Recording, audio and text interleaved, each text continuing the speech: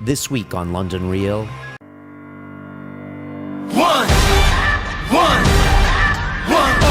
shot, now the future is yours. Go!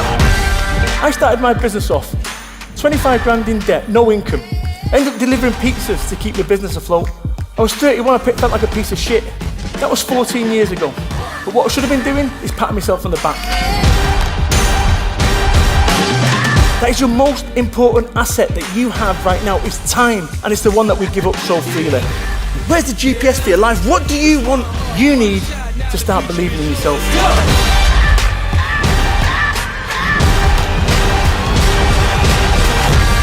I'm turning dreams into reality. In the lab with the formula in chemistry. Your memories spark and motivate and make the industry shake. We put the bars in the place. I'm talking one.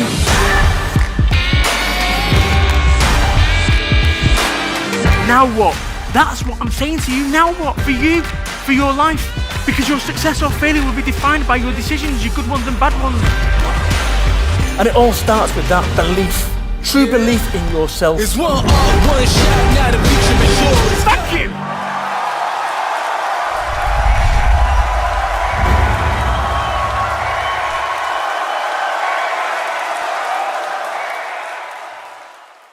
We have motivational business speaker, Brad Burton.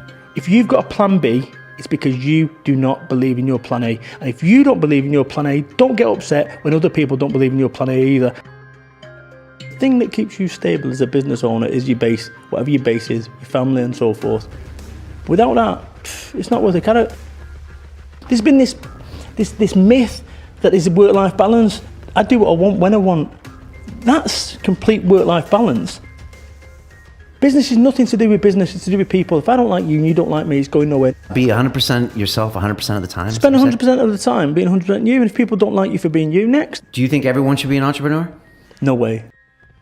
Stop putting pound notes over people's heads. Stop overestimating anyone. Stop underestimating anyone. Treat everyone the same with respect.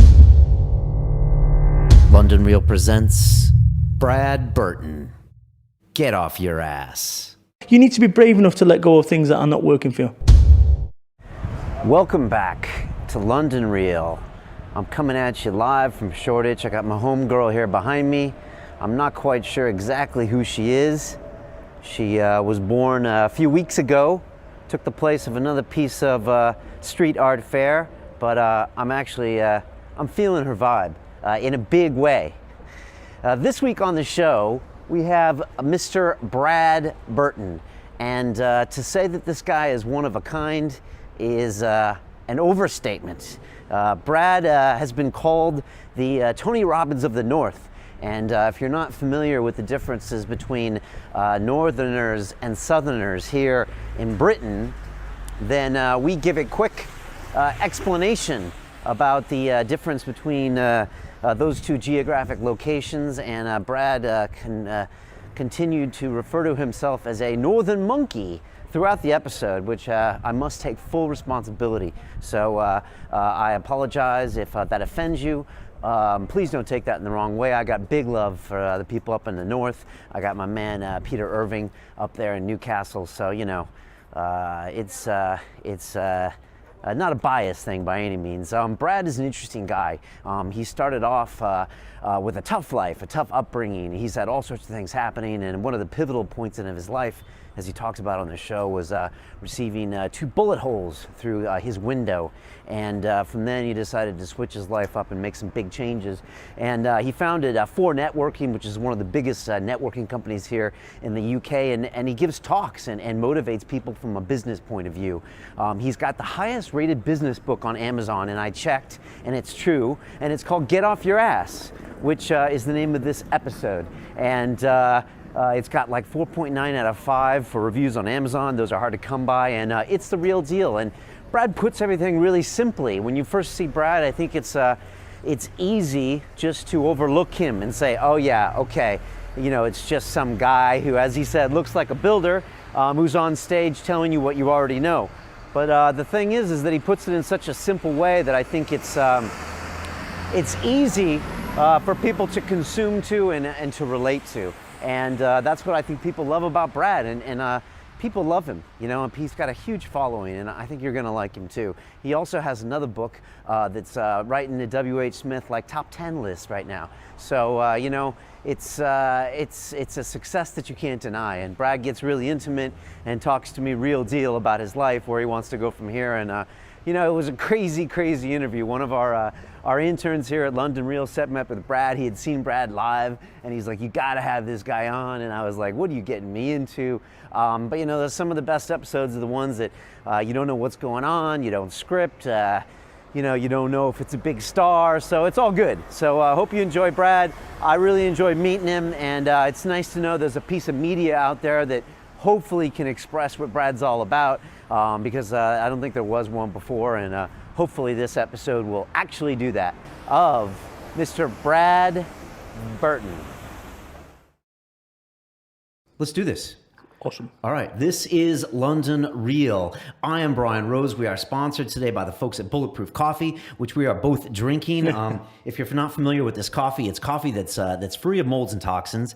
You mix it up with grass-fed butter, of all things, and then some MCT oil, which is like a lot like coconut oil. And you mix it up in this frothy brew. I just gave Brad some. I have it for breakfast in the morning. And if you're eating a bunch of nonsense in the morning, like, you know, bacon rolls and sugary cereals, no comment by Brad.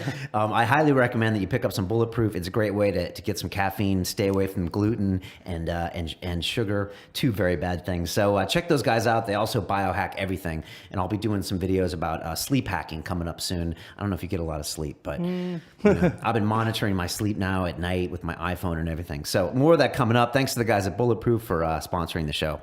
My guest today is Mr. Brad Burton, who is the founder of For Networking, which is the UK's largest joined up business network. He's also the author of the highest rated business book on Amazon. Books on Amazon. The one I was referring to was his first one, which is titled Get Off Your Ass, or as in the UK they would say Arse. That's correct. And his latest book, which is Life Business Just Got Easier. And I checked, and it's the real deal. You have like a 4.9 out of 5 rating on Amazon. It's nuts. And we've all been on Amazon, and we go and we buy that light bulb, and we all know there's the guys that give you 1 stars and 2 stars that are always complaining. So you don't have a lot of those. You know what? It was one of those, the first few reviews of my friends and family. Yeah. Facts, right? That's the reality of it. A lot of guys don't even get those on their books. Serious. Well, I'm up to, I don't know, 400 5-star reviews across my 3 books, and the publisher's never seen anything like that ever. The numbers are serious, and he's got real love there and real buy-in from people that read these books. It's fresh, it's new, it's different. I mean, it's real these days when it comes to, I guess that's a bit of social media when it comes to people giving real peer reviews, but like that talks these days, right? More than, say, an advertisement or a commercial. No question. And somebody says to me, I've just read your book, I've just picked it up, I get engaging, start talking to these people, and then see, you know, what they thought of the book. And that's the difference, I think, is because the olden ways, the old style of doing things, it was domicile, somebody would read a book, that would be the end of it. But now with social media, people contact you and say, yeah, I loved it, this changed my life, this changed my world. Interesting, with that book alone, in the last 3 weeks, I've had 2 people leave the job, 1 person leave the wife.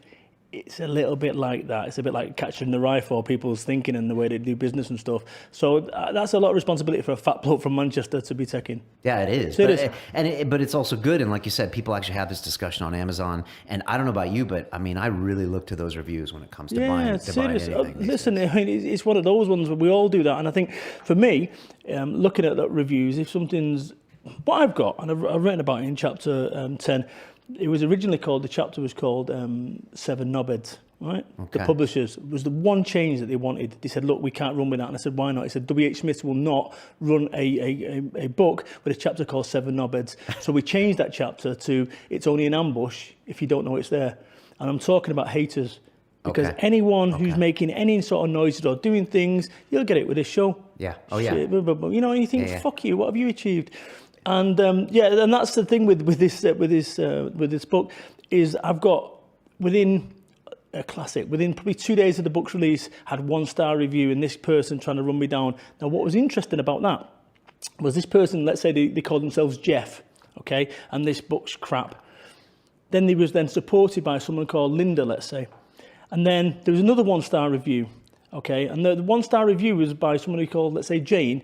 And what happened when they put a 1-star review on there, their name changed from the original comment. So it's the same person fucking trying to create just some hate out there, right? Ah, Potter. I want to get into more of that. Let me just finish your intro out. You are also, in addition to writing books, the UK's #1 motivational business speaker, which I know a lot of people are going to say, oh no, here we go. But we're going to get to that. And one of the Dragon's Den guys said that when he first met you, he thought you were a builder, but he now reckons you're the Northern Tony Robbins. I reckon. Well, there you go. Brad, welcome to London Real. Awesome. Thank you. Bye-bye. Dude, thanks for being here. You know, I want to address this issue right away. We got people listening from all around the world, and they might have been to England once or twice, but unless you live here, you don't know the difference between a Northerner and a Southerner. Now, if you saw the movie Lock, Stock, and Two Smoking Barrels, you remember Lenny McLean was like the Southerner, and he had hired the Northern guys to break in. And so they were like, you know, these Northern monkeys. Those Northern monkeys, don't put me in the same barrel as those guys. They were Scousers. I'm from Manchester, so it's a different ballgame. Okay, well, can you break it down, this North-South divide? Of course. Or, you know, sure. Or at least the stereotype. I think so. Okay, the stereotype is this. Northerners are out there and they eat chips and gravy. Chips and gravy, ringing bells, gravy, you know, gravy. Southerners don't. I think that's a simple and the most succinct way of describing it. But in essence, listen, I travel the UK, I do about 1,000 miles a week, in essence, going up and down the UK.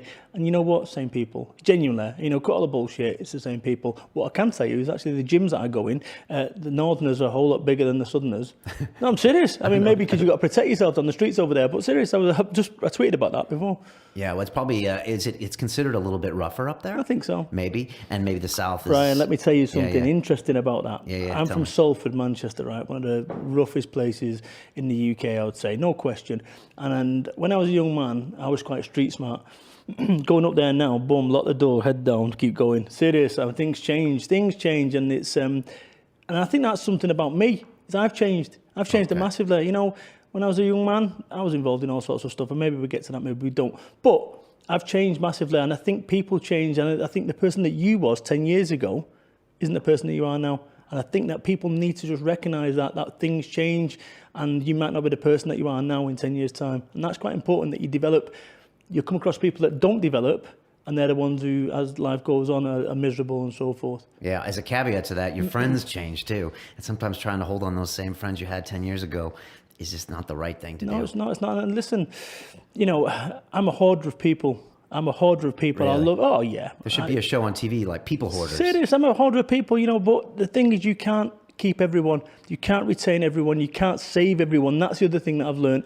People will burn themselves out trying to help everyone, trying to fix everyone. One of the things that I was about, I used to, you know, I'd give, I've done 4 years on the dole, so I've been skint, but I would give a homeless person my last £1.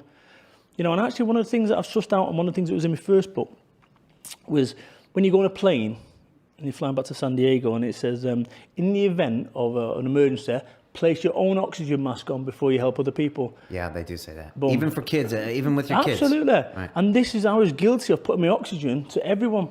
I was guilty of giving everything to everyone. And the problem is, you've got nothing left for yourself then. And now my focus was on this, which the more clout that I've got, the stronger, more powerful that I am in terms of my network and everything that I'm trying to achieve, the more people it can help. And it's a fundamental different vibe, that, and a different way of looking at things. Right, to help yourself first. And also, I think it subconsciously tells you that you're important no to question. Yourself. Yeah. Listen, I think my motivation right now is to make a positive difference. Everything that I do is about making a positive difference. What you don't know about me is I don't have a qualification to my name, not fucking one. No qualifications to my name. Brought up in the council estates in Manchester. My dad was a heroin addict. I got a Jimmy Savile badge when I was 8. That's not true, that people might get that joke. But what is a Jimmy Savile's badge? Oh, Jimmy Savile, the U-Tree, the DJ. Oh, okay. Yeah, the one who died, and that's Jimmy Savile. Okay. That was a joke, but never mind. Not very good one. Boom. It probably goes out well. Yeah. Okay. But in essence, you know, had the ideal conditions for a life, and I had the ideal conditions for a business. But I changed, and this is the thing. Fundamentally, it's about change, and you need to be willing to change. And I resisted it for so long. And, you know, up until my teacher said to me I'd never amount to anything. And up until about 9 years ago, he was right. But I changed.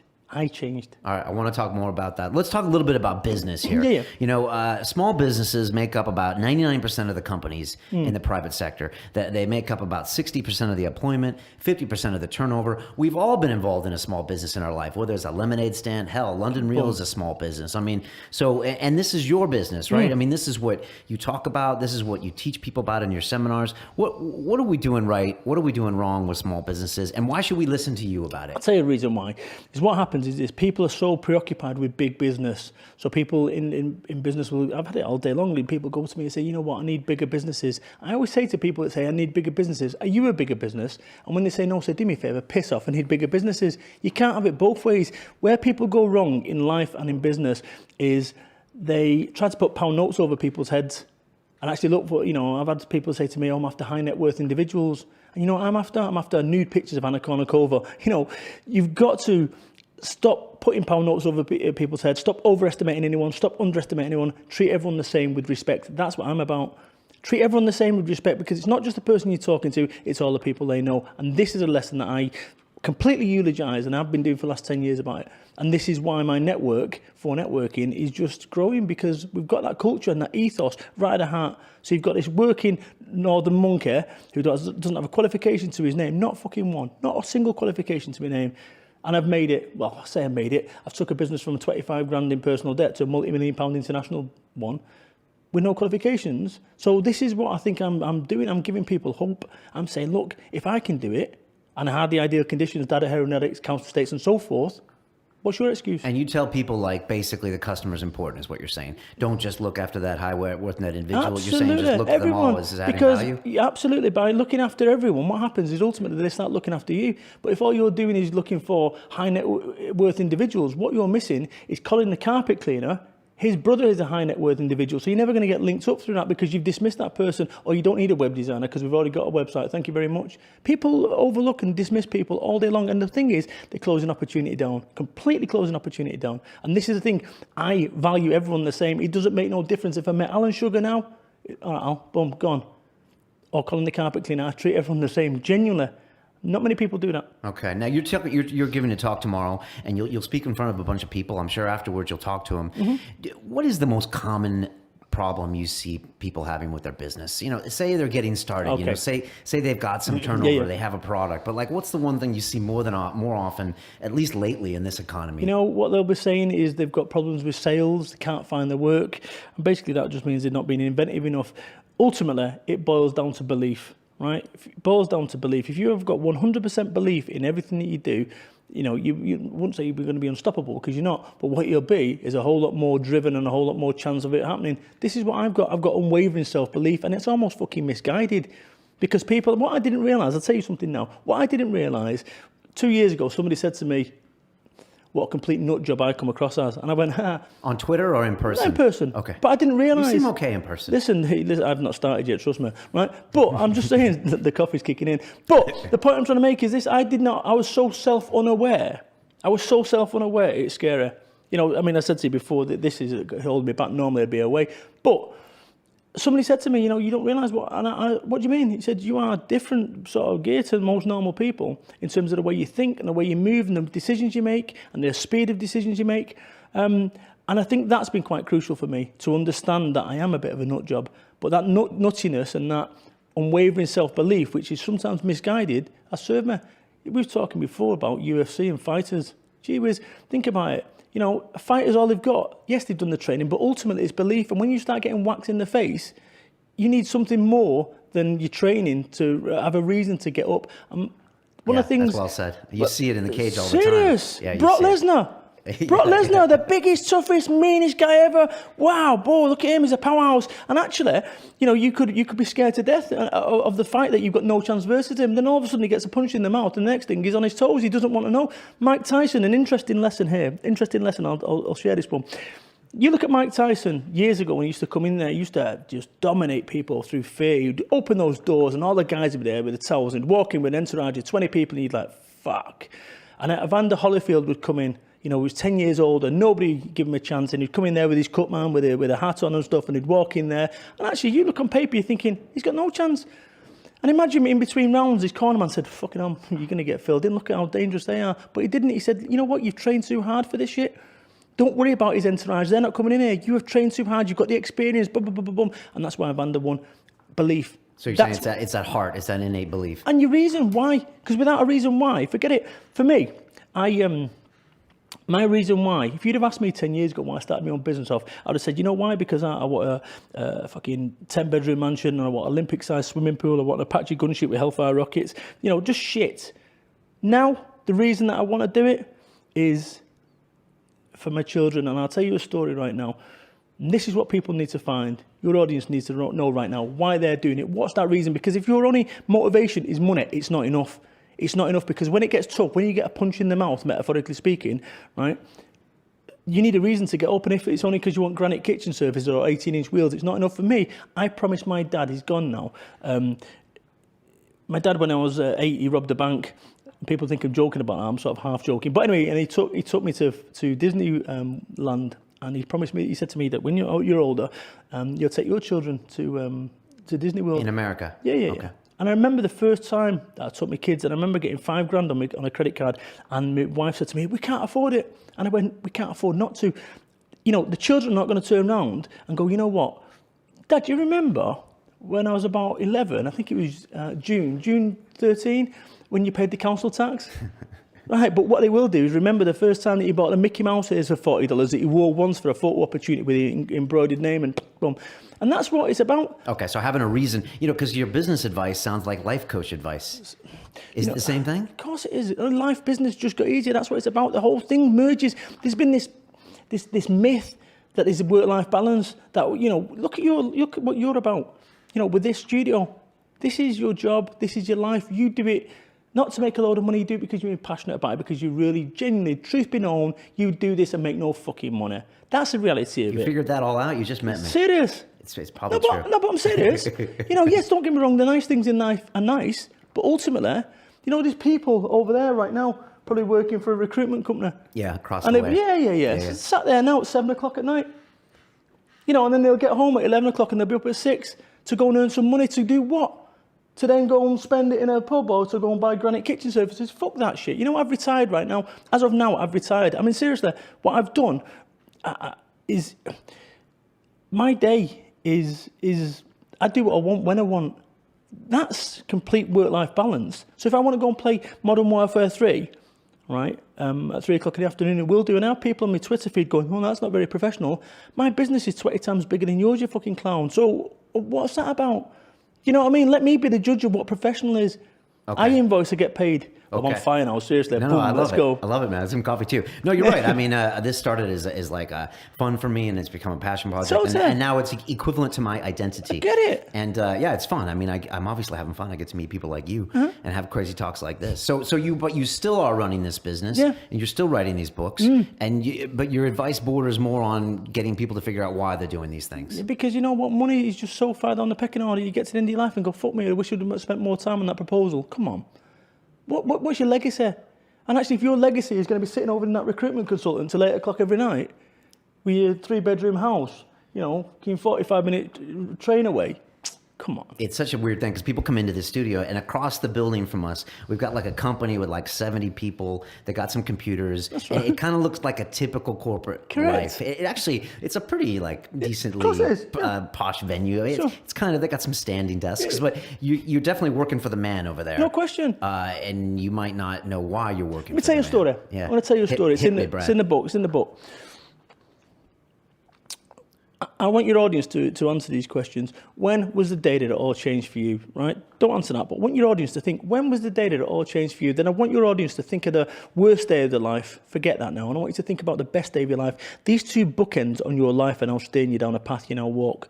Think about that. Best day, worst day. Just to say my worst day, 1993, I got 2 bullets put through my window over in Manchester.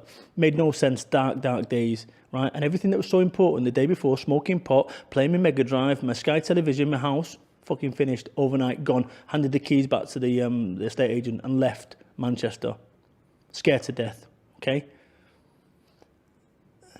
That made no sense. for many, many years. You fast forward now 20 years. The reason I'm sat here now, the reason I've written 3 books, the reason I run this business, is as a direct result of moving from Manchester to Somerset. If that had not happened, who knows where it would be. So, when was the day that it all changed for you? I want your audience to think about that right now. It's not necessarily the worst day of your life. It's just the day it all changed for you. No, both days. Think about it. The worst day, the best day. These 2 bookends on your life are now steering you down a path you now walk. Think about it logically. So, the worst day, 2 bullets through my window. The best day, start my business off. Steer me down a path and I'll walk. I'm going to share with you a story about the day it all changed for a friend of mine, a guy called Darren. Darren had worked at Tesco's on their management programme. He'd been there about 12 years on £65,000 a year. And the guy who trained him was a guy called Roger. Roger had been there years, and it was Roger's last day. And one of the directors from Tesco's was coming down to give him a send-off in front of the 100 staff and 500 customers on a busy Friday afternoon. And the phone goes about 3 o'clock in the afternoon on the day that Roger's going to leave. Hello? Hi, is that Roger? Yes, it is. Hello, Roger. How are you doing? It's Steve, one of the directors over at Tesco's. How are you today? Good, good, good. How's your wife, Margaret? Right, divorced. Sorry to hear that. Yeah, I've not seen you for about 5 years. Roger, what it is, and you always know when somebody says your name followed by what it is that actually followed is generally called shit, right? Roger, what it is, I can't actually make it down today. I've sort of run out of day, not enough hours in the day. It's a bit embarrassing, really. So I suppose all these to say is on behalf of myself, indeed all the staff at Tesco's and the directors. Thank you for all your hard work and all the best. Phone went down. Roger was taken back by this, and he went to see Darren, the guy who trained for about 12 years. And just to put this in perspective, Roger was on £105,000 a year. Right, one of this, boom, right? Okay. 105 grand a year, good money. And he told Darren was furious, fucking fuming. I'm not having this. And we've all had those days and times in our life when we're not having this, when actually things are changing, when you go, you know what, I'm not having this. You're almost your Robert the Bruce moment to go, you know what, because people say, keep your head, keep your head down, keep your mouth shut, boom, and just, you keep your job. He went, fuck this. So Darren was getting sacked. No, Darren was furious because Roger's last day. Oh, last day. And the directors couldn't come down. Right. Okay. So Darren, who'd been trained by Roger, he was like a son to him. He was furious. He walked onto that shop floor on a busy Friday afternoon. And he realised that actually what he was about to do was go against every bit of Tesco's management training. This was significant, this. And he thought, am I going to do this? Here I am. He walked straight to the centre of that store, busiest Tesco superstore, on a Friday afternoon, took a big deep breath in, realising the severity about what he was about to do. This is his Robert the Bruce moment. He went, yeah, I'm going to do this. Took a big deep breath in. You know what he did? I have no idea what he did. He stole a cake. That's right. He stole a cake, Caterpillar cake, if he recalls, reduced from £6 to £4. And then he went to the staff room, and him and Roger, they cut into the cake and they ate the cake. And then Roger walked home after 52 years of service at Tesco's. He walked home after 52 fucking years of service at Tesco's. No gold watch, no director, couldn't be asked, coming down in 3 hours. No whip round, no card, no fuck all. 52 years of service at Tesco's. What's the moral of the story? Well, what was he doing it for? I don't know. A thank you at the end? Would that have made him happy? I have no idea, no. This is the point. This is the point that actually he's worked his bollocks off for 52 years for Tesco's and he gets nothing. Nothing. He thought he was heading for greatness. He got no legacy. And there would have been times when he would have been growing up and his 2 daughters that he's got, they would have said to him, Dad, on Saturday can we go to Alton Towers? Mum's got the 2-for-1 vouchers. And he'd go, I can't, love. Why is that? Why is that, Dad? Well, Saturday's our busiest day. And as you know, every little helps. Dad, on Sunday, can we go to the duck pond? I can't, love. We've got to do an end-of-year tax return, so I can't really make it. And he would have started seeing less and less of his wife. And he'd have turned back and come to see his wife, and she'd have been upset, and she'd been spending more time with a tennis coach. And okay, so where are you going? Where's the moral of the story? I'm trying to understand. Is it do something you love, or don't spend your whole life? Fucking don't spend your whole life sat over there. For what's the purpose? Now, if you've got a plan, i.e., what you want to do is work for 5 years because you want to afford this and whatever, great. But this guy sold his family down the river, and he ended up getting divorced as a result of doing that. And I'm going to share with you a story right now. Another story? Yeah. Hit me. Listen, 18 months ago I had a nervous breakdown, right? Okay. I'm all right now. But there's a man that's published many books. You got a huge business. Serious. Okay. Let me tell you, this is the thing. Let me tell you about this. Because what you find with no one ever has it made, do they? Correct. And everyone always thinks they have it Correct. made. Even Alan Sugar right now probably doesn't know what the fuck he's going to do. Yeah, boom. Exactly. Okay. And this is the situation. So 18 months ago, I had a load of personal shit going on, right? And what I want your audience to think about is do not confuse bad luck with bad decisions. We're all guilty of that. Okay. Oh, it was bad luck that I got caught in a bank with a handgun. and somebody grasped on there. No, what was stupidity on your part? You've been speaking to too many people. So what happened with me is I made some personal bad decisions, right? I'm not prepared to go into them, right? But I've made some bad decisions, me personally. But I also had, and maybe, just maybe, the reason that I made those bad decisions was as a result of some of the shit that was going on in my business, that had a load of pressure. I had a load of pressure. And this is what happens in life, that when you have pressure, you start masking the shit that's going on in your life.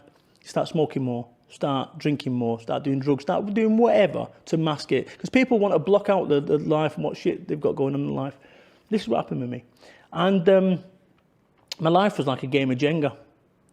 You seen wooden blocks Jenga? Yeah, right, so you take a piece out, boom. This is what happened to me. I was taking a piece out and I had this big tower of business success, double page spreads in the Times, people like front covers magazines, all this shit, and going, Brad, look what you've achieved. You've done it from no qualifications, 25 grand in debt. Look what you've achieved. You've got this national organisation that runs over 5,000 events a year. Brad, you're a genius. Thank you very much. Thank you very much.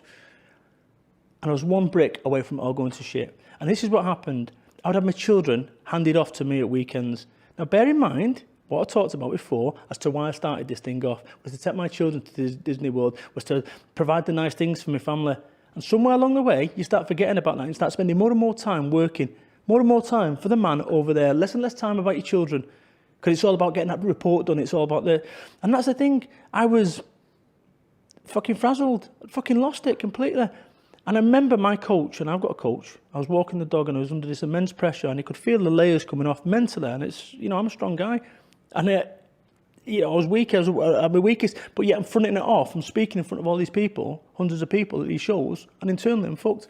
And my coach said to me, and it's a great question that you've always got to ask yourself when you're making bad decisions, right?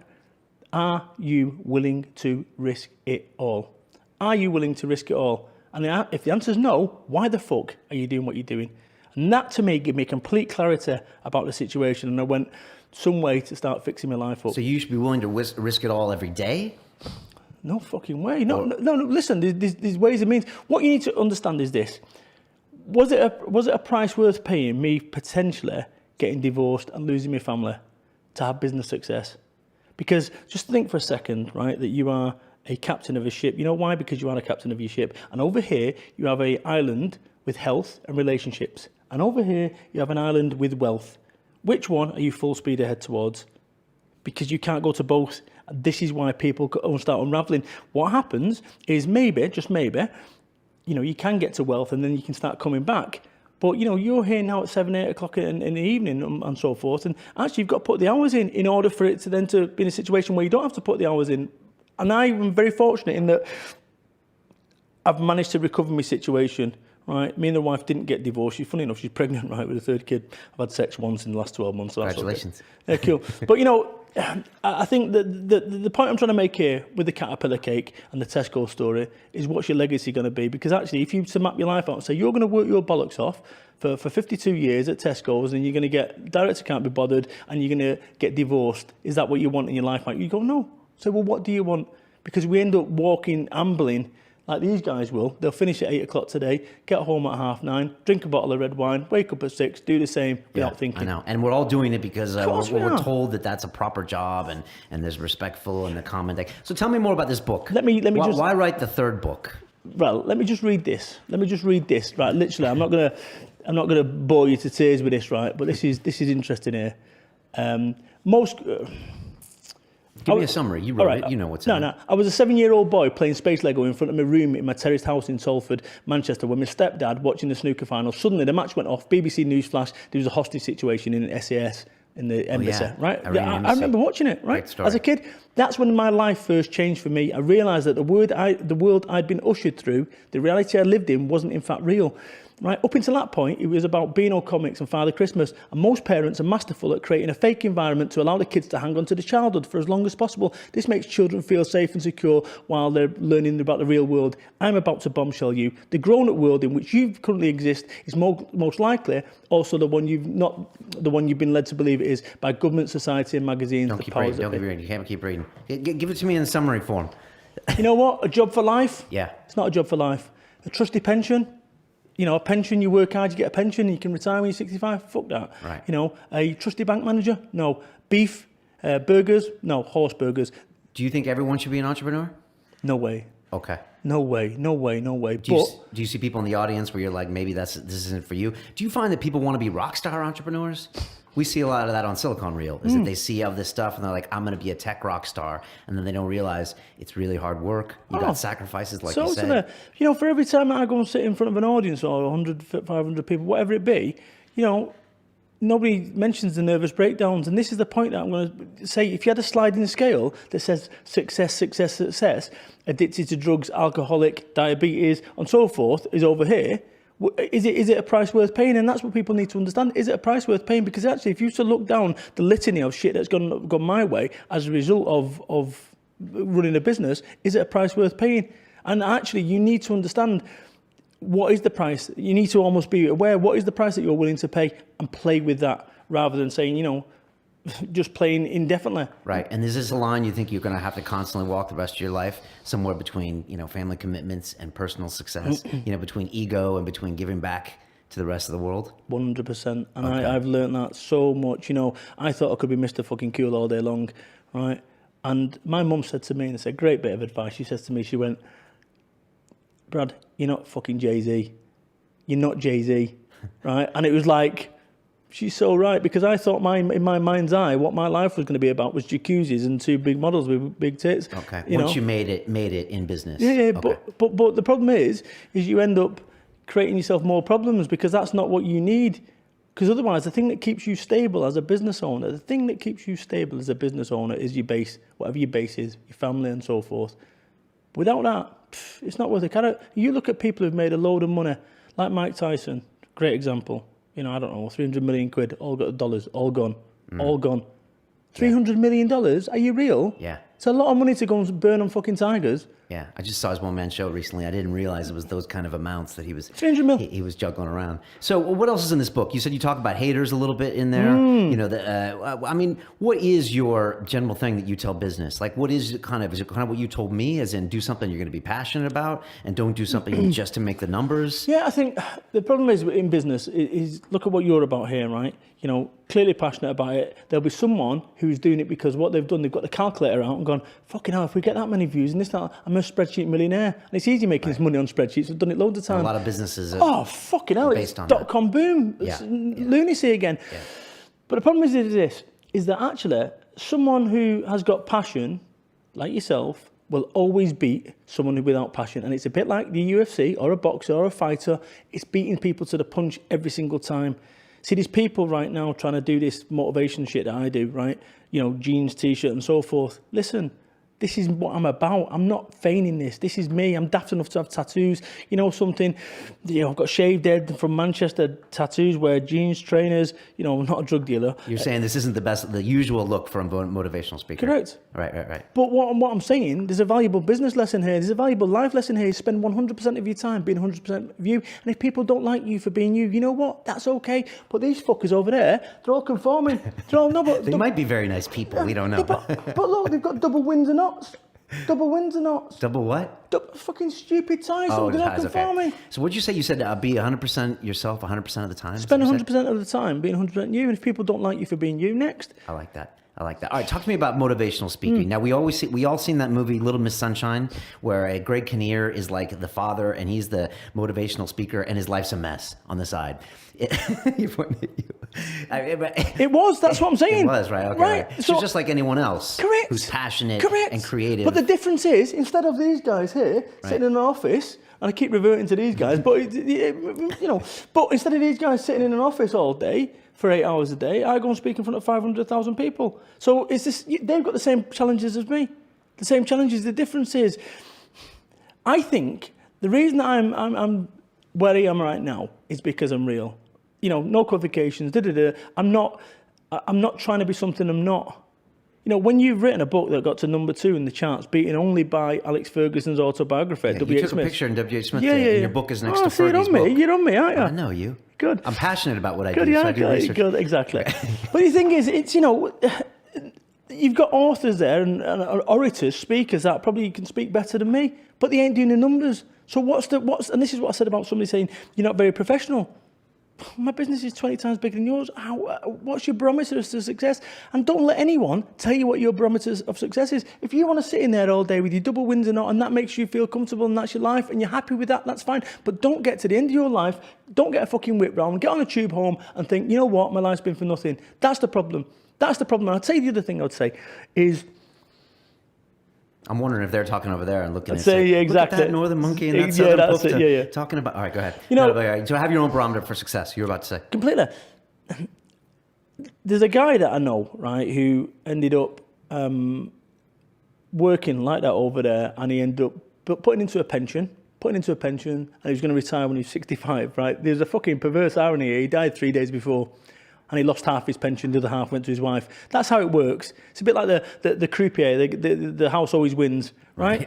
So this guy's put in for 45 years, let's say for the sake of argument, £200,000. When he dies, instantly, half of that value is taken. So he's down to £100,000 that his wife gets, and he never got to see that. But his intent, what he's going to do, is going to retire and do that. Fucking hell, wouldn't it have been better, rather than doing that and putting 200 grand in, having the 100 grand and spending it on stuff that he wanted? All right, you've convinced me. Long-term employment is a bad idea, and pensions are a bad idea. Serious? Too. So, all right, talk to me about motivational speaking. Do you get people that show up to your seminars skeptical? I'm sure when you tell people what they do, they're like, "Oh my gosh!" And plus, the Brits are worse than the Yanks. I'm sure when people are like, "Oh, Brian, you're having a motivational speaker on," they're first of all like, "I'm not interested." Is it like that or not? Well, no, what I get, right, and I get this disproportionate amount of times, is people coming along to see me fail. Okay. They come along. At least they're coming, right? Listen, At least they're buying that tickets. suits me, but that's fine. And what happens is at the end, people come up to me and go, "You know what? I got you all wrong. I wanted to see you fail. I thought it was in the mouthy northern monkey. I thought this, that, and the other. But you're so real, and it's relevant to me. And my life story and the stuff that I talk about is relevant to every single person." And I think that's why it almost gives people permission to be themselves. It almost gives people permission to be fallible. Right? It almost gives people permission to go and say, "You know what? Fuck it, walk out of a job." Because that's what I did. The day it all changed for me is I walked out of a job on December the 16th, 2004, told my employer to shove his job up his arse. And I tell you something, it was a wonderfully liberating experience for those 3 hours whilst I drove home and married. My wife was furious with that decision. And when I quit that job 10 years ago, and I was working on the A13 in London, right? When I quit that job, the wife wanted me to go and get a proper job, because you know where you stand with a proper job. Tell that to the 1,800 people at Barclays that just got let go. Tell that to Lehman Brothers. Tell that to Comet. Tell that to Jessop's. Okay. The list goes fucking on. I get right? you. You know, when you run your own business, you know exactly where you stand. Skint. That's how it is. Well That's said. how it is. Well But you show me one person. You show me one self-employed person that starves to death. Show me one. To starve to death. Yes, it doesn't happen. You find a way. You find a way. And you know what an entrepreneur is? Someone who's willing to use that bit of resource that most normal people want to save for a rainy day. Fuck that. I'm retiring today. I've got nothing for a pension. You know why? Because I'm either going to die or I'm going to make a load of money. Either way, I'm cool. I don't see you retiring ever. Never. Ever. Exactly. I'm a grafter, you know. Okay, so you're saying with the seminars, people come maybe to see you fail, but they see you. I mean, come on, there's no faking you. You're obviously the real deal in person. You are. I can attest to that. And your book is obviously, I mean, you're speaking to people with these lessons. I mean, they wouldn't buy it and they wouldn't rate you unless you were. In some respects, I'm sort of waiting somebody to tap me on the shoulder and say, "You've been found out, Brad." Right? Because I'm still the same daft bastard who used to smoke pot at 20-year-old and wear fucking Timberland boots and think he was a rapper with his Raiders cap backwards. You know, it's crazy. And this is what I'm trying to say, is that you can still be yourself and you can make your positive difference and you can be a success. I've not changed. The only difference is I've applied myself, and actually maybe, just maybe, I was about 2 or 3% off, and maybe that your audience is just 2 or 3% off, and all you need to do is just realign yourself. You know, what you find, a lot of people come to my seminars who are involved in stuff that they perhaps shouldn't be, right? Okay. And these are business seminars, but you think a lot of them come in for I personal know so. reasons? I know so. Okay. I know so, right? Because people tell me, people come up to me and tell you. I'll give you an example. I spoke at a seminar and a guy came up to me and said, "Listen, I got shot at by these guys are after me, blah, blah, blah, blah, blah." And I said, "Let me ask you a straight question." I said, "Do you have a firearm?" He said, "Yes." I said, "Do me a favour, get rid of it." I said, "No good can come from it. You tell me one possible good outcome of you having a firearm that can come from, tell me one. I can protect myself when you'll also do life." I said, "Seriously?" Boom, he got rid of it and everything's fine. But listen, but having come from the mean streets of Manchester, you know, I know it is good advice. But what happens is, like we were talking about before, we work till 11, then do your thing. You end up doing stuff just because you've always done it. And you need to almost, and you mask it. So you be smoking weed to mask the pressure you're under. And then you're not thinking straight and da-da-da-da-da-da.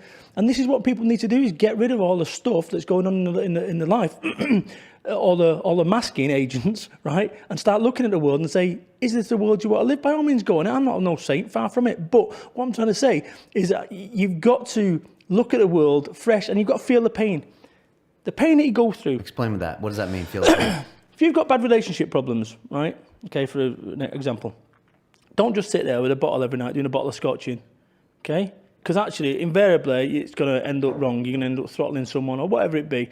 Stop drinking for 2 or 3 weeks. Understand the pain and say, do I want to do this? What's the solution? Because when you're masking, you ain't thinking about a genuine solution. This is what I've had to do. I've had to get rid of my shields. My shields have been down. I've had to see that I've been fronting off 2 years ago when I was fucking unstable, effectively. And what, for the sake of your audience here, which is what a nervous breakdown is in layman's terms, means you've gone fucking mad. That's the reality of it. So you're seeing the world all dark, and it's a bit like Jacob's fucking ladder. Everything's dark, man. And it required a complete deconstruction for me to get there, to go, guess what? I've been living wrong. Yeah, that has to happen sometimes. Who are your favorite motivational speakers? Do you like Tony Robbins? Or do you find most motivational speakers aren't the real deal? Tony Robbins is a pioneer. At the end of the day, he's a pioneer. But he is. 20 years ago, he was doing stuff that nobody was doing. Yeah, exactly. And I think, not my business idol, and people say that to me. My biggest business, there's 2 people who've influenced me massively. Tony Blair, right? Okay. And I'll tell you the reason why Tony Blair influenced me. I've done 4 years on the dole signing on, right? 2 year, 18 months and 6 months. And I was unemployed long term for 2 years, and Tony Blair got in, and I got a job within 3 days. And all right, complete coincidence, right? But I don't know. But what that said to me was the power of belief. Things can only get better. And I was all fucking euphoric and watching him, Portillo and all the other politicians and Tories getting stuffed. And the other thing that Tony Blair did, right, and this is what I'm about, right, is he made the establishment look old and fuddied with it. So all he did was be better. And the differences between Tony Blair and the previous politicians is he opened his shirt top button off, took his tie off. And new Labour too. It was a good language there. It's exactly the fucking same. But you just rebranded. And this is what I've done. I've made the competition and certainly that networking stuff. I've made the old school look fucking old fashioned and funny by doing this, by being myself. And people said to me it'd never work. People said to me my business would never work. And actually, if I'd have believed them, they'd have been right. But remind me about something in a second about a plane. I'll come back to that in a second. Right. The other idol for me, yeah, Dana White. Dana White. Yeah, we talked about UFC. that earlier. Yeah. Why Dana? He's a big idol of mine as well. That's one of why. Livewire. And actually, no one can discredit him. And also, he took a risk. When he took UFC from a minus £3 million loss, $1 million, sorry, company, people laughed at him. And once again, and this is what people do, and this is chapter 10 in that book, 7 knobheads. You're going to get 7 people, at least, in your life who will run you down no matter what you win. And what these guys will do, these haters will shout your failures and they'll whisper your successes. Why 7? You're just saying expect You've got 7. You'll have 7 people right now. 7 people. You could right now I can find that would just talk. No. You will have 7 people that you know by name. Okay. Right, whether online names or whatever, that you can say definitively. You could write down 7 who are, no matter what you do, you're the biggest cunt going. It doesn't make no odds. You can't win. Right. But this is the problem: is you burn yourself out trying to convert these people to fans. Forget it. But if you follow the chain of events with haters, generally what's going on here is they are pissed off with their own life. The reason I get haters, there's one guy who's in particular. He's an academic, and he believes, an academic business person. He believes that he's elevated above me and this, that and the other, and you've got this northern monkey running rings around him.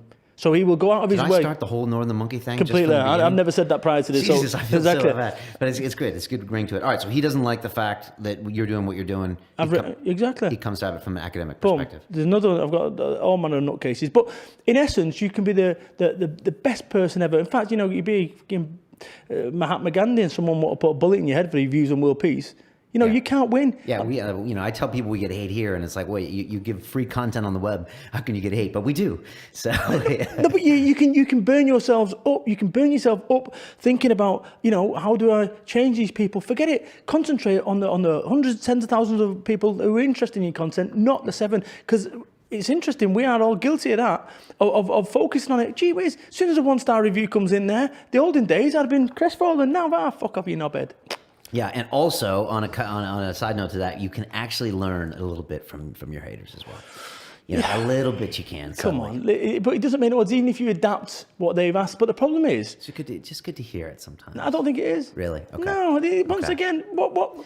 I guess if you hear the same hate 100 times in a row, then it's like, okay, I see where that's coming from, but that's it. But your product is your product, and you know it works, so you can try to adapt it. But then all of a sudden, the magic that made your product what it is has now dissipated because you tried to adapt it to appease 7, 8 dickheads who are just that. Okay, fair enough.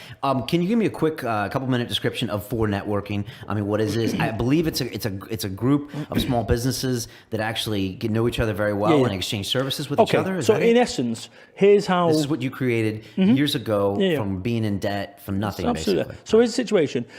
Prior to me coming along with For Networking, which has completely revolutionised the whole networking space, right? You had, in political terms, you had the loony left of networking. Hello, young man, and what do you do? Oh, that's very interesting. Here's my card. Get me any leads. I'll give you £50. And what do you do, young lady? And that was it. You walk into an empty room and you don't know anyone, right? That was like the loony left of networking. Then you've got the hardcore right of networking, very American orientated, if I'm honest. Where's your leads? How? Where's your referrals? You've got to attend. You've got to bring visitors. You've got to do that. Here's your targets and so forth. Nonsense. So one extreme too much, one extreme not Correct. enough. So what I've done is I've created the mainstream of networking, okay? And I talked about it before, Tony Blair, New Labour 1997. I looked at their model. What did they do? They were soundbite, fresh, approachable. My competitors, they're scared to death. They're tweeting. So what happens is, they go through the legals.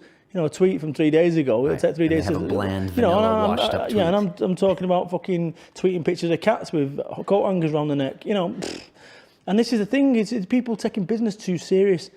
Business is nothing to do with business, it's to do with people. If I don't like you and you don't like me, it's going nowhere. Now, prior to us coming along, I started my own business off, and the old way of doing it would I'd ring you up for an appointment, right, to try sell you my products and services. I'd eventually get hold of you after 8 weeks of trying. You'd say, yeah, let's have a meeting. I would drive for an hour for the meeting, and then we'd sit down, you'd make me a cup of coffee, and then 2 minutes in of that hour meeting, we'd recognise something that you can't stand me and I can't stand you, but don't worry, we've got 58 minutes of bullshit to go. Boom, done. That is the old school way of doing business, right? Okay. That's it, standard all day long. What we've done with For Networking is we started with one group, and in essence, it's every single business needs appointments, okay? This is what we consider a real appointment. But the way that you get to a real appointment is by having a sit down with someone for 10 minutes. So what happens is with For Networking, we have 5,000 odd meetings a year. So anywhere around the UK, we probably have within here, probably 20 within 30-mile radius. And you go along in the morning, we've got mornings, lunches and evenings, and it's a place of work for small businesses. So it's between 8 and 10, you have a little bit of open networking, how are you doing, one cup of coffee, and then you sit down, have breakfast, everyone stands up for 40 seconds, tells people what they do, and 40 seconds is long enough just to get attention. And then what happens? And you've designed this format because you know it works and it's real. Correct. And the reason I know it works is because it worked for my business. I never did this to set a network up and make money. I did it because I wanted leads for my marketing business. And then what happens is everyone stands up and you think, oh, I wouldn't mind speaking to Brian. So then we break for a cup of coffee, at which point you go up to Brian. Brian, could we have a one-to-one? Sure, which number? 1, 2 or 3? I've written 1 on my card. You've written 1 on your card. We swap a number 1. As you turn, somebody grabs you and you get rid of 3 cards. Then you reconvene and have 10 minutes. So Brian, tell me about your business. Boom, that's it. That's the simplicity of it. Okay. But every single business in the UK needs appointments. Every single business. And that's why it makes it so unique. The other networks don't have this appointment system. They just have a load of people being hoity-toity about how important and how significant and then nothing gets done and people don't meet the right people and they all come to an event and they walk away with 2 business cards and they're the wrong people. Walk away with fucking 400 business cards and do nothing with them and say, hey Brian, sorry we didn't have a chance to meet. Here's my stuff. And you go, great, yeah, I'll bear you in mind, bin. Right. No interaction. So what this is... It's like speed dating for companies. Speed dating for... I think that's a fair assessment. But I think the other thing, what it is it's like Google with people. So anything that you want to find, you come via me. Brad, can you go and get someone who's, yes, of course I can. And that's what it's saying. But everyone's Google. So it's like an internet with people. It's very smart, honestly. It's a real... Okay. I'm at Finchley tomorrow. We've got 67 people there. 67 people? And they'll all be meeting each other in this format that you've kind of created. 37 first-time visitors tomorrow. Okay. 37. Okay. That's in one site. We're running 40 tomorrow. All right, let me ask you this question. Now, I go to these dinners and these drinks things, and I get invited to this and that, and we've all been there. And like, I'm American. Well, I'm British too, so I got a good side to me. But I used to go in. The American mentality is, shotgun effect. Let's carpet bomb the motherfucker. And so you give out cards to everyone, and you have no connection with them. Correct. And like you said, you email them the next day, and they're like, "Don't know who you are," or you rub me the wrong way so much because you were aggressively trying to get me. Correct. And then that's one extreme. Correct. I've been told that when you go to a networking event, you should just pick 3 people or just have 3 real conversations. What is the way to do it besides your event? Yeah, sure, of course, exactly. The way to do it is to not load anything up. So, most people would say, "Oh, Richard Branson over there, I'm going to go and see him. Richard, hi, I've read all your books. It's awesome to meet you." Fuck off. How many times does it get approached? Because you're not genuine, you're saying. Correct. All right, okay. So forget it. Okay. Right? Take it easy. What you need to do is dance around the handbag a little bit. I never met my wife and said, "Listen, how do you fancy coming home in a nightclub? Do you fancy coming back to my place? We'll have sex. In the morning, we'll get married. And in 9 months, you'll have a baby. And in 10 years, you'll fucking hate me." Didn't do that. We had to dance around the handbag a bit. That's what we've got to do. Men don't understand that. Yeah, exactly. No, sometimes it works. But I think the point I'm trying to make is this. Stop loading it up. It's not that important. Your business survives without you going to networking events, right?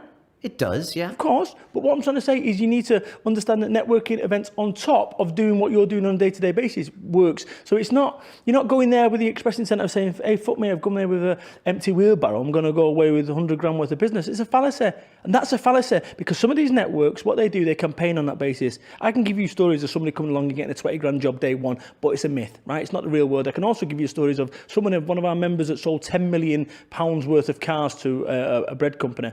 All these sorts of stuff. But the reality for the vast majority of people, what it is you maintain a contact and then you build it. Now, this is something that's in the book, which is this. Genuine question, would you pass a lead, a referral, a job, a contact to someone you don't like, someone you don't know, someone you don't trust? Of course not, right? On that basis, the reason that people pass you leads, you referrals, you jobs, you contacts, are people like you, they know you, they trust you. Don't expect others to forgo the same checks that you're doing. And that's what goes on. Everyone goes to these networking events and they think that, "Oh, I'm not going to buy anything," but you're trying to sell to everyone. Another one for your audience is ask this question. Do you like being sold to? No one likes being fucking sold to, but everyone likes buying. And this is what you've got to do in networking. Listen to this because it's so fucking important. Create the conditions where people buy instead of you selling. When I went into the Apple iPhone store, right, Apple store, I never said, "Hello, young man, can you tell me the benefits and the features of the Apple iPhone 5? I went, "Hello, mate, has it got half an inch extra? Do this, and this, and play Angry Birds for 69 pence. Yeah, I'll take it, 514 quid. That's what you've got to do. You've got to create the conditions where people buy rather than super sharp salespeople selling people. How do you create the conditions where people buy? How did Apple do it?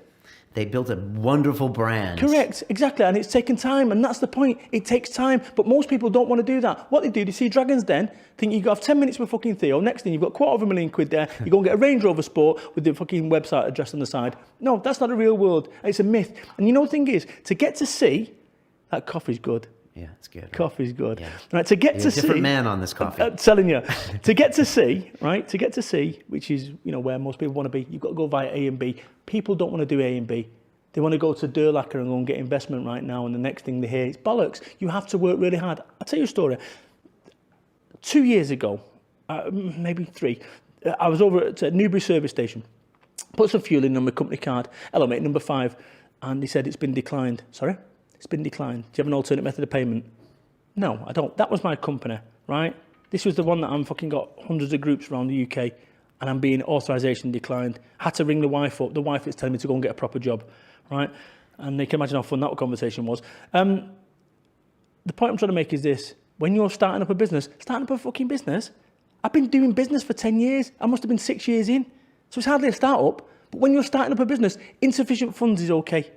Insufficient desire isn't, because that's the thing that's kept me going. Desire. That's the reason why I get a whack and I get back up. Desire.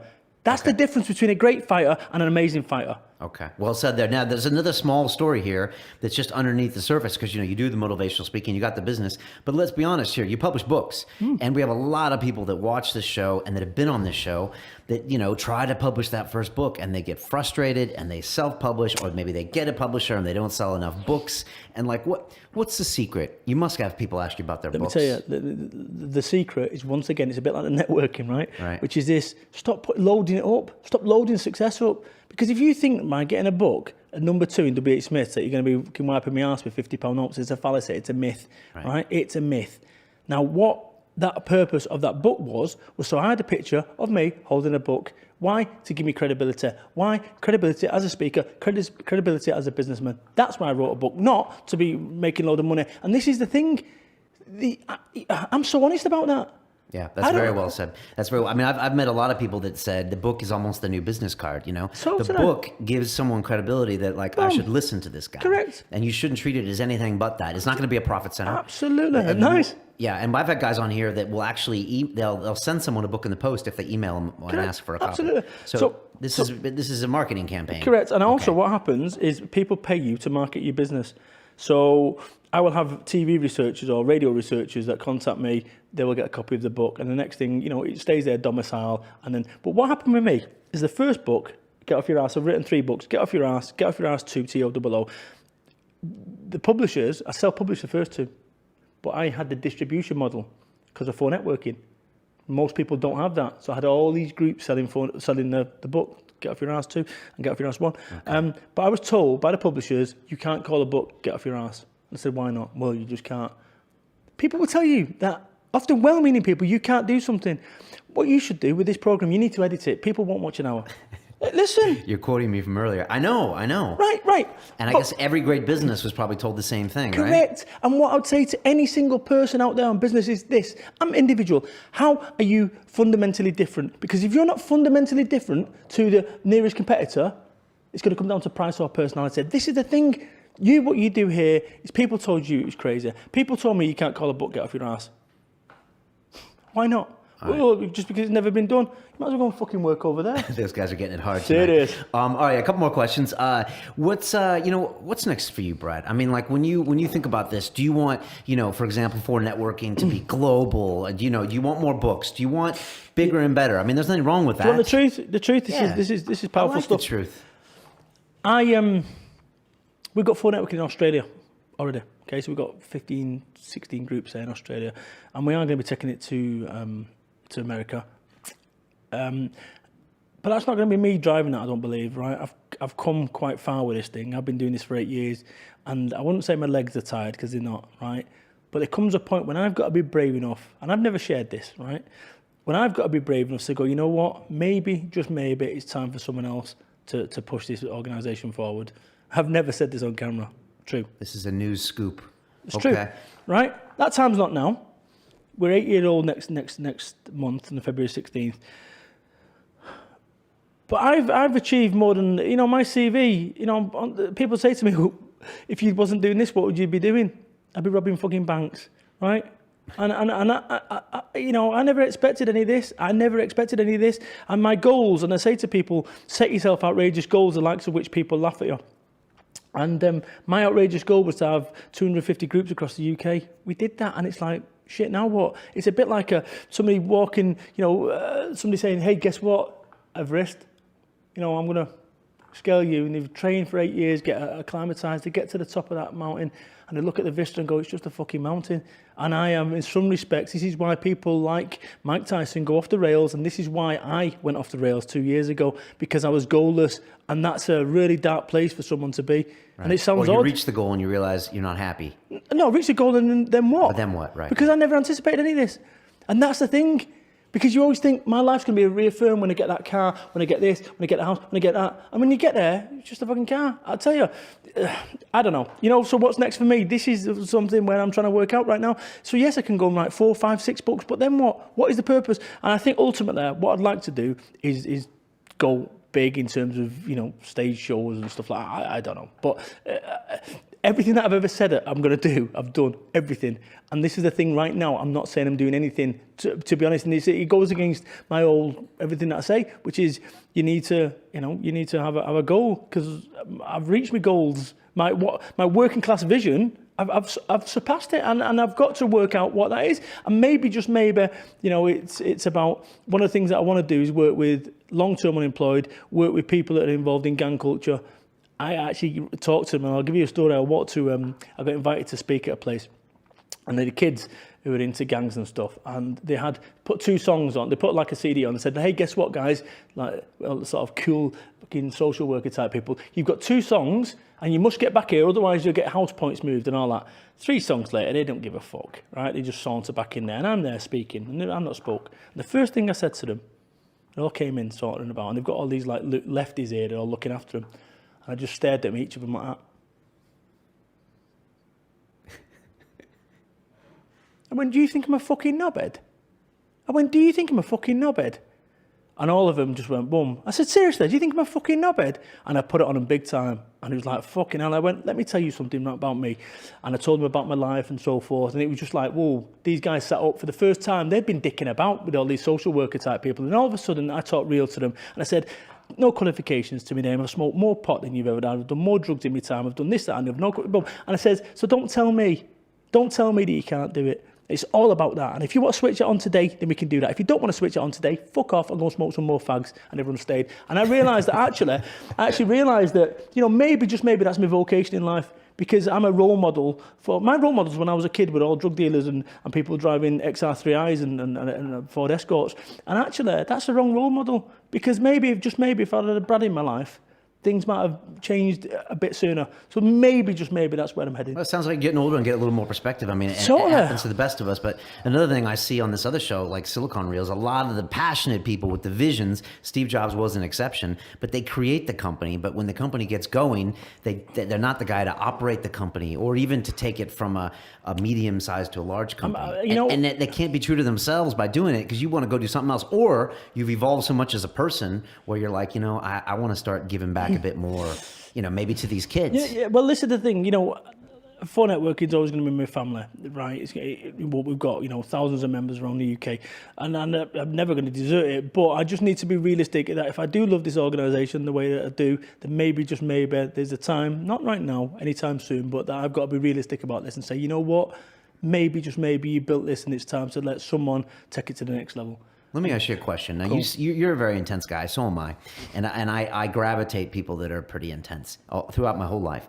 And I found that a lot of these people are also the people that are one step away from having a nervous breakdown, from having a drug addiction, from just going off the rocker. And is that something you think is a standard trait? When you see all of the moguls of business, do you think those people are one step away from being, the down and out case? Yeah, this is the thing.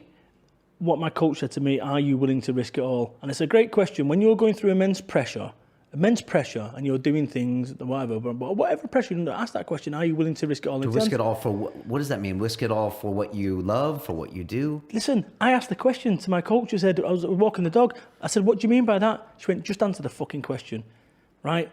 Are you willing to risk it all? And that could mean whatever you want it to mean. But it just gave me a moment of clarity that actually, no, I'm not willing to risk it all. I need to go and fix up. And that was the situation. And I would say to anyone who's going through pressure, and guess what? We're all going through pressure. But all of us, are you willing to risk it all? Is the best bit of advice or the best question that you could ask. And it's the most simple one. And if the answer is yes, then great, you're on the right track.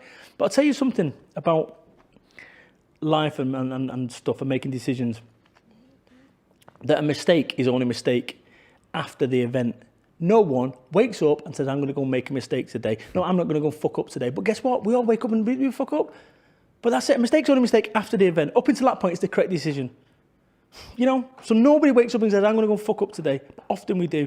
And the reason we fuck up is because we make decisions. But we must make decisions. I see people like the guy on the caterpillar cake. He didn't make a decision because, it's safe here and so forth. Well, great. But it's also ultimately, it's not where people want to be. So you've got to be brave enough to ask yourself, are you willing to risk it all? If not, what are you willing to risk? and then play with that. That's the way I'd say. All right, good thoughts there. Now, I always ask everyone here some question at the very end. We've covered a few of these things, but I'm going to ask you anyways. If you could pick up the phone right now and make a phone call to the 20-year-old Brad Burton and give that young man a bit of advice, what would you tell him? Wow, fucking hell. God, that's a question. It is. Pow. You know what? Even, right, it's a really good one, right? I wouldn't change a single thing about my life, even the bit about the bullets going through my window, right? I suppose what I would say to, the only thing I could say to him is, look, it makes no sense right now, but it will. That's probably, because actually it made no sense for many years, probably 7, 8, 9 years. But actually it makes complete sense now, and things only make sense when they're in your rearview mirror. That's what I'd say to myself. Brad, right now, the shit that you're going through, the fear that you're feeling, you know what? It's going to work out, okay? I've seen your future. That's what I'd say. Okay, that's good advice. On that same note, what's the best advice you've ever received?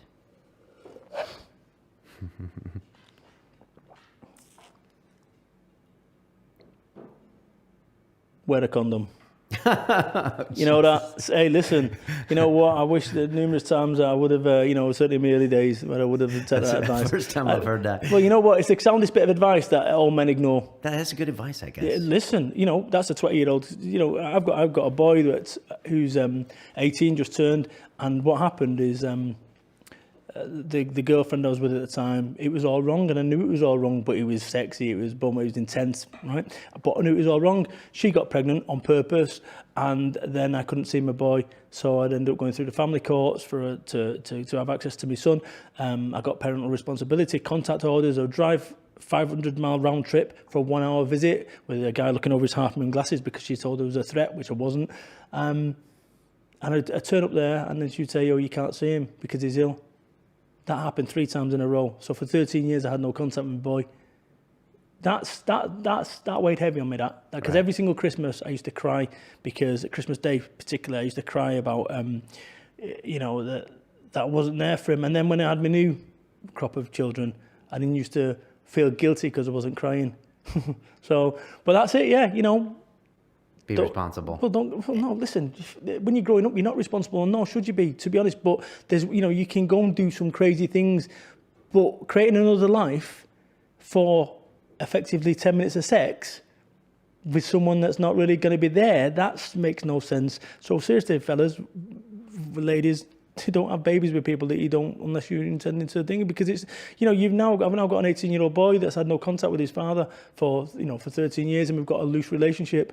So there's a price to pay for that decision. Okay, good answer. First time I've heard that. Very good. Last part of that question, Brad. To the 20-year-old that's listening to us, that could be in China, that could be in Australia, in America, what advice do you give them? They want to maybe grow up one day and have their own business. Maybe they're in a bad situation, like you were, Yeah. and they don't even see how they could turn their life around. Okay. What do you tell them? Two things. A journey of 1,000 miles starts with a single step, and actually to get to C, you're going to have to go via A and B, and A and B is tough. A and B is the bit where you want to, I said before about, remind me about the plane, okay? I want you to think for a second about an airfield, and on the airfield's a plane. Fighter pilot gets into the plane, takes off to 10,000 feet, puts the afterburners on because he wants to go faster, 12,000 feet. Then all of a sudden, on the cockpit, a warning light comes on. Warning, engine malfunction, eject. The fighter pilot, 11,000 feet, 10,000 feet. You know what? I've got 43 seconds till impact. It's a lifetime. I've done every single simulator and so forth on this thing. Don't panic. 7,000 feet, 5,000 feet. You know what? I've done simulators, but this is real. 3,000, 2,000. Only at the last possible moment would the eject. Welcome to self-employment. Welcome to your life, because there's going to be times when you think you fucked up here, and there's times when it's spiraling down, and you think, but what you've got to do is this. People say to me, why didn't I pull the ejection handle? Because I've wanted to quit. Just so you know, in the last 10 years, 0 not quitting, 10 quitting. I've been 9.8, 9.9, 10 times. 10 times, really, I've been that close. 10 times to quitting, close to quitting. Yeah, as close as anyone could possibly be. Okay. And the reason that I didn't quit or pull the ejection handle all those times, when often I've had well-meaning people telling me to go and pull the ejection handle and go and get a proper job. The reason I didn't quit all those times, I didn't pull the ejection handle, is I didn't have a fucking ejection handle. And this is the point I'll make. If you've got a plan B, it's because you do not believe in your plan A. And if you don't believe in your plan A, don't get upset when other people don't believe in your plan A either. How the fuck can you expect me to have 100% belief in something that you don't have 100% belief in? So if you've got a plan B, it's because you don't believe in your plan A. So scrap the plan B. Well, listen, You just gave me a bookmarker with that same message on it. But by all means, swap your plan B for your plan A. But at least give it a good run, because if you've got one eye on the ejection handle all day long, you've always got a way out. You know, if you're going to have to do a tightrope walk here, if you had a safety net, right? Fuck it. No safety net. You're going to make damn certain you do your best, and that's what you need to do. You need to get rid of safety net, and sometimes.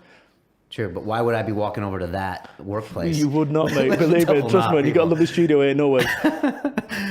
Brad, thank you so much for being here. You are quite a character on Twitter. How many times do you tweet a day? 187 on average. 187. Okay. You are what are you at, Brad Burton? Okay, at Brad Burton. You know, Brad, you're so many things, so it's really hard to get your head around who you are, which I like that. And I've had people on here like this before, because you've written books, you motivational speak, and then you created this business network, and you did this, something from nothing story. It's nuts, isn't it? So it's nuts.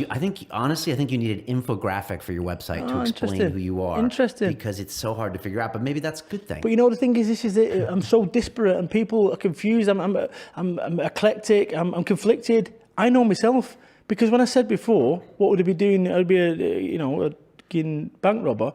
I'm sort of half joking, but I could have gone on that life. And that's what's amazing about any life, that actually you just you're a product of your environment. And what I'd say to you people is, look at the 5 people that you associate with. Look at the 5 people, your circle of influence. Those 5 people, are they good influence or are they a bad influence? Maybe it's time to start changing your circle of influence. And do you think that's true? Do you think people should get rid of people in their life and find other people to add in their life?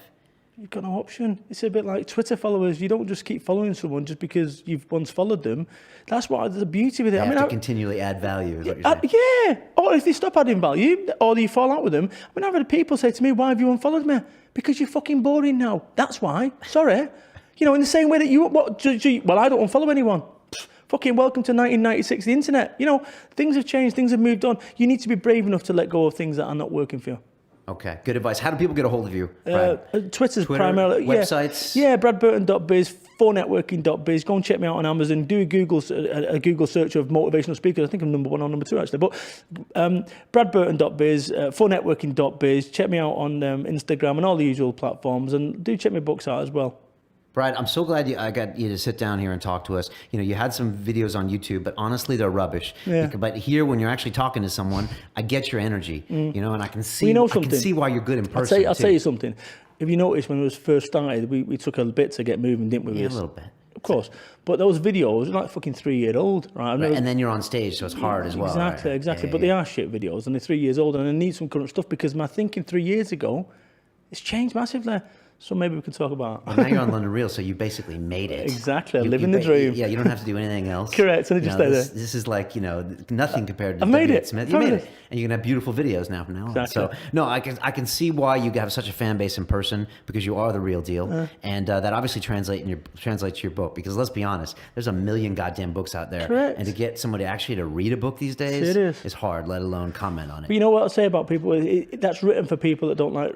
Bear in mind, I don't have any qualifications. I've got no English degree. I don't know. So all it is, people say, when they read that, it's like me talking. It's like me having a friend talking to you. That's what it's about, just realness. Right. So if you enjoyed listening to Brad, buy the book. And if you hated this show, don't buy it. Correct. So I want to give a shout out to one of our interns. His name is Dubem. He set this up. He met you at one of the seminars. He's like, you gotta meet Brad. And I was like, what are you talking about? Serious. So thanks so much for being here. As we say on London Real, it's about the journey. I wish you well on yours, and thanks for coming by. You got it, boss. Thank you very much. All right, take care. Cheers, D.